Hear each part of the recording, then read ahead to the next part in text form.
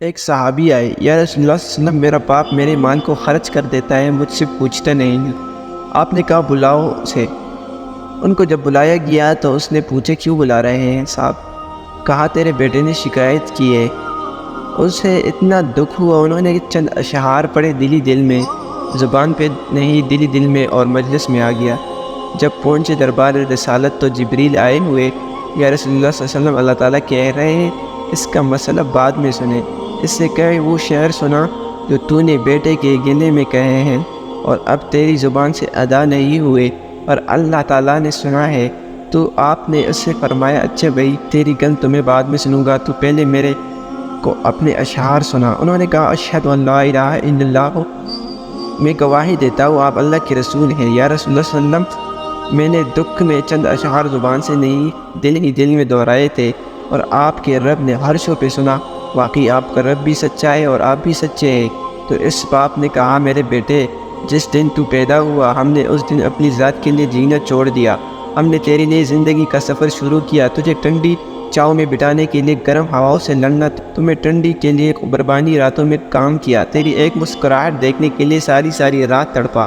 ساری رات اپنے آپ کو گولوں کے بیل کی طرح اپنی ساری جوانی کا رس نچوڑ کر تیری ہڈیوں میں ڈال دیا۔ میں بوڑھا ہوتا گیا، تو پروان چڑھتا گیا، میری کمر جھک گئی، تیری کمر اٹھ گئی، میری ٹانگوں سے جان نکل گئی، تیری ٹانگوں مضبوط ہو گئی، میرے ہاتھ کانپنے لگے، تیرے ہاتھ مضبوط ہوئے، میں کڑکھڑانے لگا، تو اترانے لگا، تو مجھے خیال آیا کہ جیسے میں اس کے لیے دھکے کھاتا تھا، اس کی زندگی کی دعائیں مانگتا تھا، اس کے لیے تڑپتا تھا، چلو آج میرا یہ سہارا بنے گا۔ لیکن جب تجھ میں جوانی کی لہر دوڑی اور مجھے بڑھاپے نے کھا لیا، جب میں جوانی میں تجھ سے رنگ بھرا اور بڑھاپے نے میرے رنگ چھین لیے،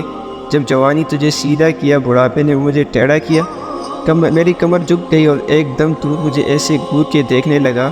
تیری آنکھیں ماتھے پہ چڑھ گئی اور تو مجھے یوں دیکھنے لگا جیسے میں نوکر ہوں، تو میرا باپ ہے۔ میں نے اپنی 30 سالہ زندگی کو جھٹلا دیا کہ ہاں میں باپ نہیں ہوں، میں نوکر ہوں، آپ میرے سردار ہیں۔ اگر یہ بیٹا ہوتا تو یوں تو نہ کرتا۔ اس نے میری راتوں کو تڑپنے کو بلایا، میری گرمی سردی سے لڑنے کو بلایا، گولوں کے بیل کی طرح میرے چکر کاٹنے کو بلایا،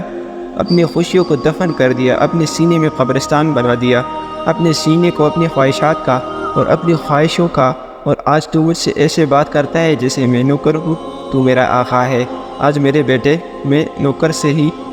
اور میں تیرا پڑوسی، تو بندہ پڑوسی سے پوچھ لیتا ہے کیا حال ہے، کوئی ضرورت تو نہیں، اتنا ہی پوچھ لیتے۔ تو آپ صلی اللہ علیہ وسلم روتے روتے ہچکی لگی، اتنا روئے آپ نے اس بچے کی گریبان کو یہاں سے پکڑ کر دفع ہو جا، میری نظروں سے دور ہو جا، تیرا سب کچھ تیرے باپ کا ہے، یہی باپ آج تمہارے ہاتھوں ذلیل ہو رہے ہیں۔